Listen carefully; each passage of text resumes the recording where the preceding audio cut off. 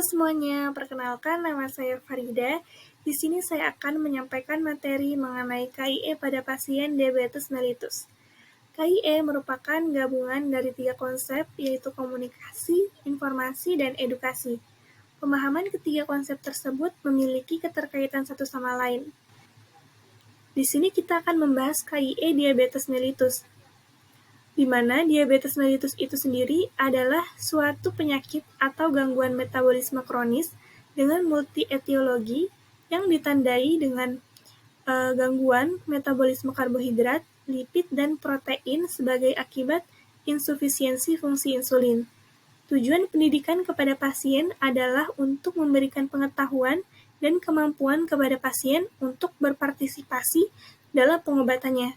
Penelitian menunjukkan bahwa pasien yang tidak pernah mendapat pendidikan mengenai diabetes, risiko hingga komplikasi utama meningkat 4 kali lipat. Materi inti untuk pendidikan komprehensif yang dapat diberikan kepada pasien diabetes meliputi definisi diabetes, proses penyakit dan pilihan pengobatannya, terapi nutrisi, aktivitas fisik, penggunaan obat, memonitor kadar gula sendiri, penyesuaian psikososial dalam kehidupan sehari-hari, mencegah, mendeteksi, dan mengobati komplikasi-komplikasi akut dan kronis, target untuk mencapai hidup sehat, menyesuaikan sendiri perawatan dalam kehidupan sehari-hari.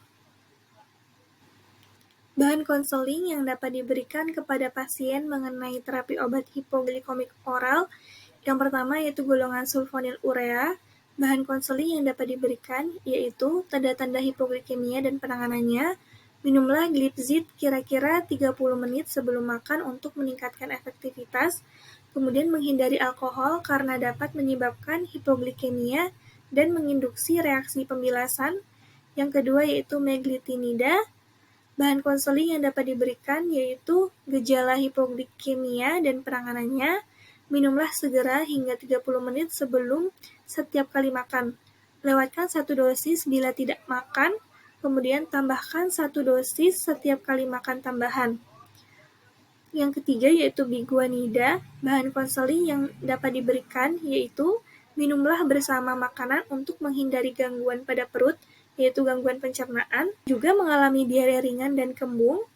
Apabila digunakan bersamaan sulfonil urea atau insulin, penderita perlu diingatkan kemungkinan terjadinya hipoglikemia. Kemudian juga menjelaskan bahwa gangguan ginjal dapat mengarah pada asidosis laktat dan mintalah untuk menjaga fungsi ginjal dan hati secara teratur. Laporkan gejala asidosis laktat, misalnya kejang atau nyeri otot, hiperventilasi, kelelahan yang tidak wajar, dan kelemahan. Kemudian juga hindari alkohol. Yang keempat yaitu thiazolidinedion. Bahan konseling yang dapat diberikan yaitu minumlah dengan makanan. Apabila diminum dengan sulfonil urea atau insulin, penderita perlu diingatkan kemungkinan terjadinya hipoglikemia. Laporkan tanda-tanda toksisitas hati, misalnya mual, muntah, nyeri perut, kelelahan yang tidak wajar, dan tidak nafsu makan. Yang kelima yaitu penghambat alfa-glukosidase. Bahan konseling yang dapat diberikan yaitu minumlah bersama sendok pertama setiap makan, lewati 1 dosis bila tidak makan. Apabila diminum atau diberikan bersamaan dengan sulfonil urea atau insulin, atasi reaksi hipoglikemia dengan sumber glukosa yang sudah tersedia, misalnya dextrosa. Gula pasir tidak efektif karena pengaruh akarbose. Ingat kemungkinan terjadinya diare, sendawa, nyeri perut, khususnya pada pengobatan awal. Laporkan gejala gangguan pencernaan yang terus-menerus. Konseling yang diberikan kepada pasien terapi insulin yaitu mengenai cara penggunaan insulin pen.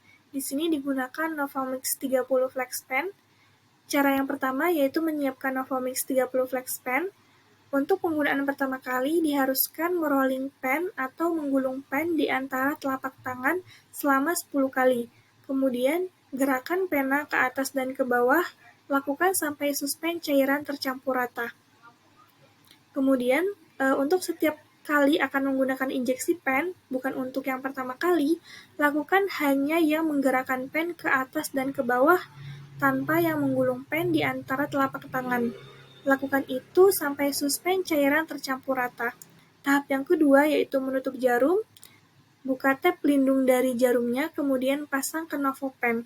Jarumnya ini dilindungi oleh tutup jarum bagian dalam dan tutup jarum luar yang besar.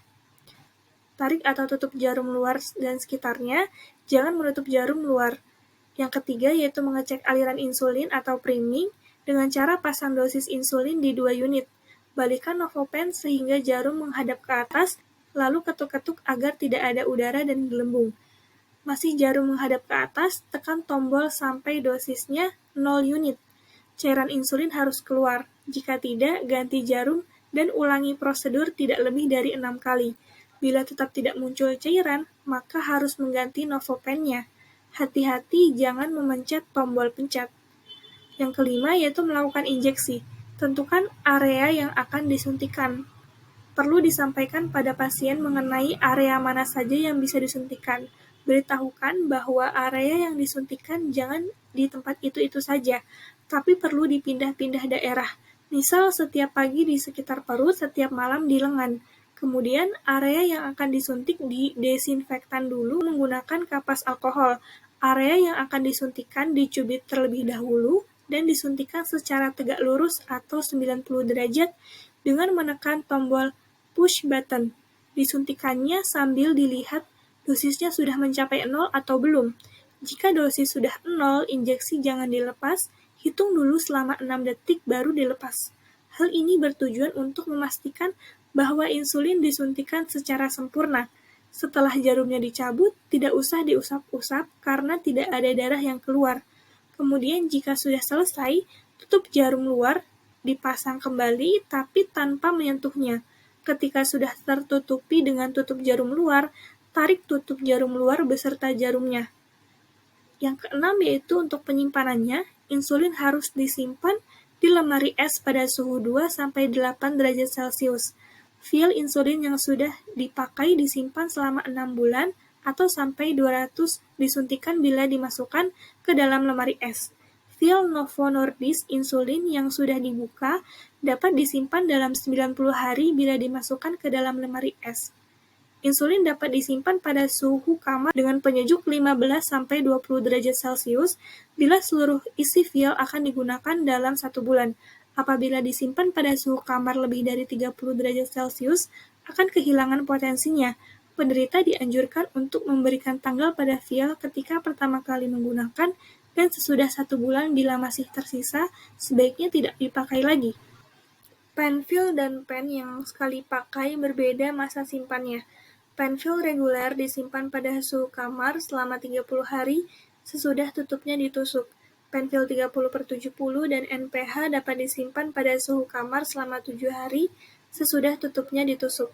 Untuk mengurangi terjadinya iritasi lokal pada daerah suntikan yang sering terjadi bila insulin dingin disuntikan, dianjurkan mengguling-gulingkan alat suntik di daerah telapak tangan atau menempatkan botol insulin pada suhu kamar sebelum disuntikan.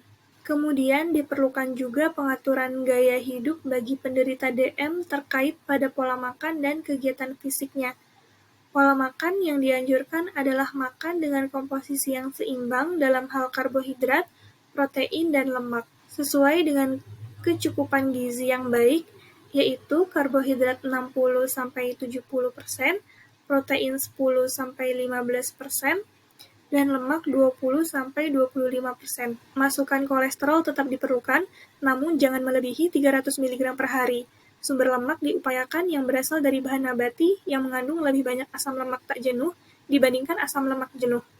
Sebagai sumber protein, sebaiknya diperoleh dari ikan, ayam, terutama daging bagian dada, tahu dan tempe, karena tidak banyak mengandung lemak. Masukan serat sangat penting bagi penderita diabetes, diusahakan paling tidak 25 gram per hari. Di samping akan menolong menghambat penyerapan lemak, makanan berserat yang tidak dapat dicerna oleh tubuh juga dapat membantu mengatasi rasa lapar yang kerap dirasakan penderita DM tanpa risiko masukan kalori yang berlebih. Yang kedua yaitu berolahraga secara teratur dapat menurunkan dan menjaga kadar gula darah tetap normal. Beberapa contoh olahraga yang disarankan antara lain jalan atau lari pagi, bersepeda, berenang, dan lain sebagainya. Olahraga akan memperbanyak jumlah dan meningkatkan aktivitas reseptor insulin dalam tubuh dan juga meningkatkan penggunaan glukosa. Mungkin itu saja yang dapat saya sampaikan. Apabila ada salah kata, mohon dimaafkan. Thank you for watching.